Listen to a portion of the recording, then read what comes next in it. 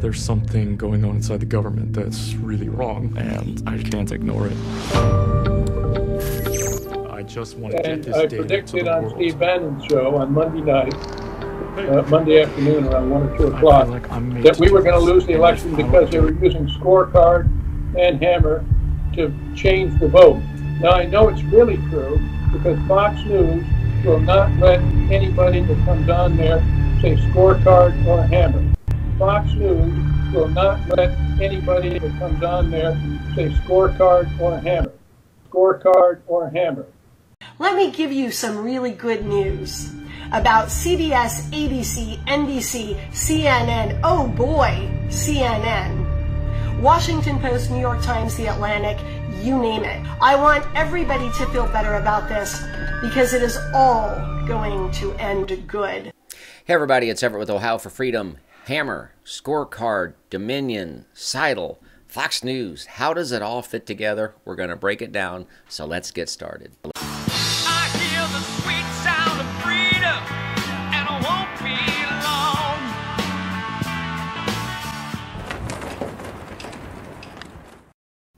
Okay, so on this channel, we have talked about Dominion software, and we've talked about Seidel, and we've mentioned Hammer and Scorecard. Well, tonight, we want to focus on Hammer and Scorecard and kind of get a sense of how Hammer and Scorecard relate to this whole computer voting issue.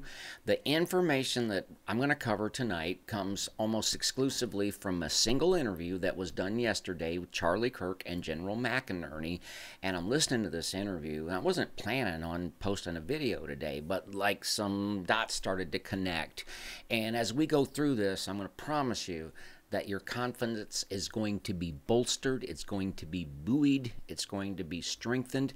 So let's just play a clip of Charlie asking General McInerney, what is Hammer and Scorecard, and then we'll talk about it. Okay, Hammer and Scorecard were initially developed, Charlie, in 2003 as a signals intelligence on the Taliban and radical Islamists. It was very successful.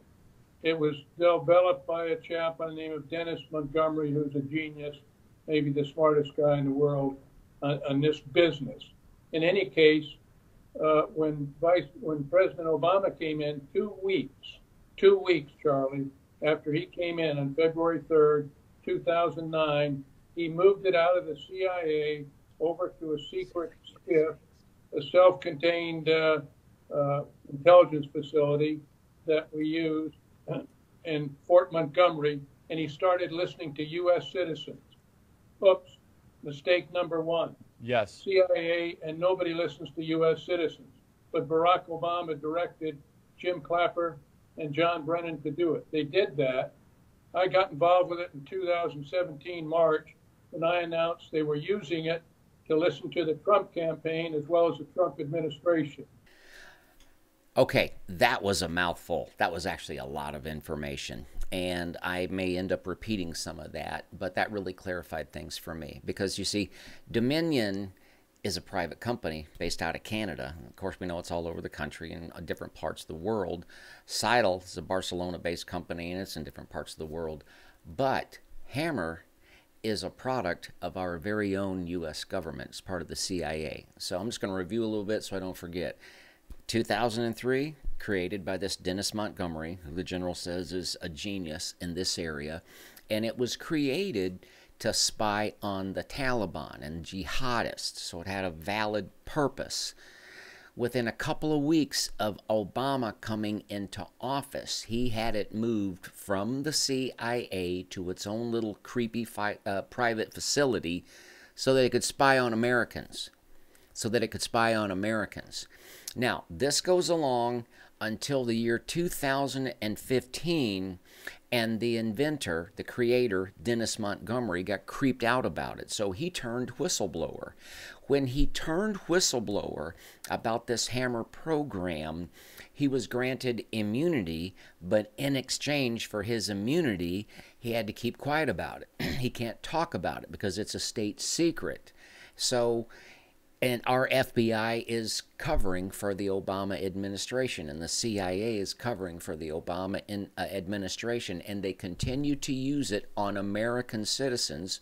Then General McInerney goes on to say that in March of 2017, so President Trump has been in office about 2 months, he finds out from a source that he has that this hammer is being used to spy on the Trump campaign. Folks, this is really nasty stuff. And I'm just being honest, I didn't realize that it was a completely government program. So General McInerney finds out in 2017 about hammer being used to spy on the Trump campaign. Then something interesting happens in 2018. We talked about that last night, the president's executive order. And we're going to revisit that issue, and I'm going to point something out that's quite interesting about that executive order. So here we are in 2020, and the general goes on to explain that a couple of days before the election, he gets a tip from an inside source that the plan is to use this hammer program on the election that we just had. Now, there's one additional fact to that. He mentions hammer and he mentions Scorecard. Scorecard, as he explains, is like an app it's like an app that you put on your phone. In other words, the hammer program existed. Scorecard was an additional app that was created that would let it get involved in voting.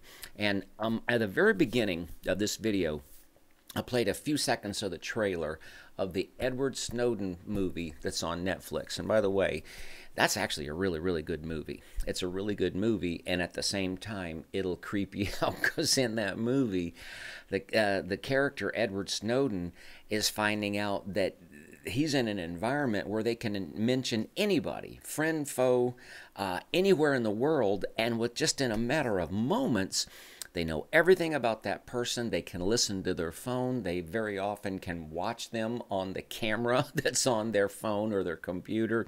If they want to blackmail them, they can get dirt on them. They can pressure them by getting dirt on a family member, all kind of things. And so when you tie that kind of thinking into a mechanism that allows you to do that, and you tie voting into it, man, it gets real creepy. So the general gets a tip that they're going to use hammer and Scorecard in our election, and he goes on a program with Steve Bannon 2 days before the election, and guess what? He was absolutely right. He goes on to say that they left a pretty easy trail to follow.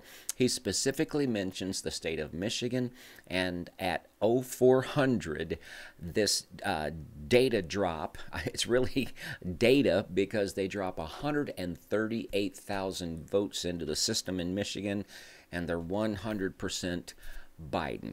So for me, that clarity was very, very important, because I didn't know if there was a tie-in with Dominion and Seidel. And he's asked that question in the interview, and he says there's sort of a relationship, but he couldn't really get into it. Basically, this is just my hunch. My hunch is whoever is using hammer and Scorecard knows that Dominion's going to cheat anyway, and knows that Seidel's going to cheat anyway. And so they hold their efforts in reserve, but they know that if Dominion doesn't cheat enough, if Seidel doesn't cheat enough, they can get in there and they can cheat. Pretty creepy, but that's what's happening, or that's what's happened as alleged by General McInerney. And folks, this is our government. Fox News will not let anybody that comes on there say Scorecard or hammer. So the link to that full interview is on ohioforfreedom.com in the blog. It's not that hard to find. You could go to Google, type in Charlie Kirk, and just look through his page. You'll find it. But I am going to put the link on ohioforfreedom.com. Now, I just replayed that clip about Fox News because this is interesting, and it's going to play into, we're going to revisit this issue of the executive order in just a bit. But here's what happened with Fox News.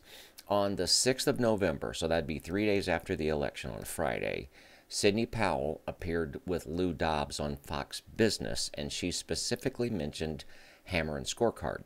She then appeared Sunday morning, the 8th, with Maria Bartiromo, and she mentioned computer algorithms, but did not mention Hammer and Scorecard.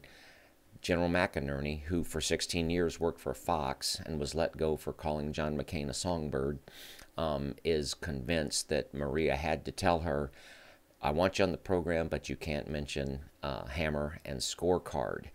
Now, I thought that issue was resolved. I was wrong, because a week later, so that had been the 15th, this past Sunday, both Rudy Giuliani and Sidney Powell were on Maria Bartiromo, and that was an explosive interview. They were unloading all kind of information about Dominion. I guess I was slow. I just didn't really realize that Hammer and Scorecard is CIA, is our government. And so that's the main reason I wanted to come here and produce this video, to make y'all aware of that if it had escaped your attention. But this is really cool. I'm going to read a section from the President's executive order, and I want you to pay attention to the number 45. And it doesn't have anything to do, I don't believe, with Donald Trump being the 45th president, but we're going to talk, and then we're going to wrap up, but we're going to talk about a timeline that has been put in place, but was actually put in place 2 years ago. And once again, I've said it before, the Trump campaign was not taken by surprise by any of this. Let's revisit this executive order on imposing certain sanctions in the event of foreign interference in the United States election. I, Donald Trump, hereby declare a national emergency. Now listen to this 45-day language. Not later than 45 days after the conclusion of a United States election, the Director of National Intelligence, in consultation with heads of any other appropriate executive departments and agencies, shall conduct an assessment of any information indicating that a foreign government or any person acting as an agent on or on behalf of a foreign government has acted with the intent or purpose in interfering with this election. We could go on, but go to Section B. Within 45 days of receiving the assessment and information described in Section 1A of this order, the Attorney General, Secretary of Homeland Security, in consultation with heads of any other appropriate agencies and as appropriate state and local officials, shall deliver to the President, the Secretary of State, the Secretary of Treasury, and the Secretary of Defense a report evaluating with respect to the United Nations election that is the subject of the assessment described in Section A. Here's what's cool about that.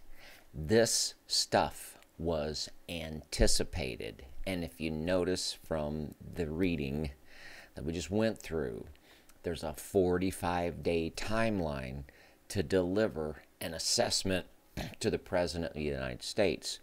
And there's some key players involved. There's Attorney General William Barr. There's the brand new Secretary of Defense, because Donald Trump fired the traitor Esper. There is the Director of National Intelligence, Ratcliffe, who is loyal to the President, and Mike Pompeo, Secretary of State, is loyal to the President. So there's a built-in 45-day timeline.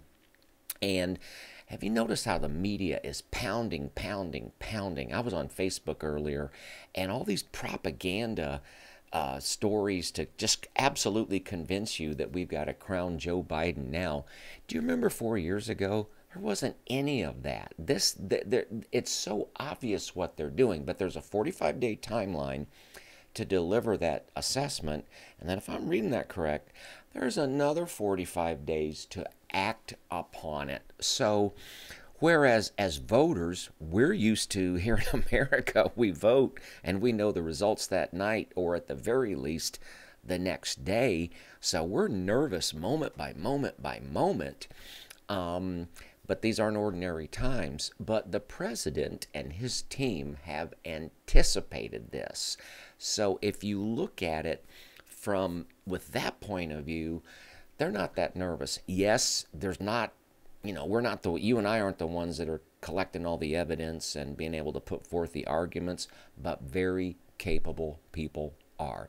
Continue to pray, continue to believe, continue to smile, continue to laugh, and, you know, forgive me, I always think about Jesus coming down from the Mount of Transfiguration, and there was a guy that wanted the devil cast out of his son. You're thinking, boy, he's going in a different direction. And the disciples couldn't. And that's another whole issue. But when Jesus told that devil to leave that boy shrieked and foamed. That's what's happening right now. The Democrats, the liberals are shrieking, because you best believe when the president prevails, and he will, there's going to be some blank to pay. There's going to be some blank to pay. So I hope this was helpful. You can find the link on ohioforfreedom.com. But just in summary, Hammer and Scorecard came from our own government. And if it has been, as alleged, if it has been used in our election, folks, that's treason. And that's a word I'm going to try to get comfortable with. Treason. That is treason. And we're talking about a coup. And if you go clear back to the origins of it, who was the guy that had Hammer moved from the CIA to another place? I said it earlier. Who was that guy? Who was that guy? That guy that just came out with like his third autobiography. Okay, so this goes all the way up. Folks, we're going to prevail. So I'm going to bring this in for a close. Hope this was helpful. Once again, please like, share, and subscribe. We're posting what we're doing on every platform that we can. For some reason, we have some traction on Facebook right at the time we're trying to get off Facebook. I'm not going to do that all at once, but you can find us on MeWe. You can find us on Parler. And now we're on Rumble. Probably had 3 views on Rumble. And we'll, you know, I may have 30,000 views on Facebook and like 800 on YouTube. It doesn't matter. Who is supposed to hear will hear. But if you can like, share, subscribe, we really appreciate it. Appreciate hearing from everybody, both here in the U.S. and other countries. We've heard from Australia. We've heard from Scotland. We've heard from Ireland. We've heard from Singapore. We've heard from Britain. I know y'all want America to stand, so with that, I'm going to bring it in for a landing. Thank you very much. We appreciate you watching. And so until next time, God bless you. God bless your family. By the way, our family's going to have a great big Thanksgiving with a whole lot of people in the same very room. God bless the state of Ohio, and God bless the United States of America.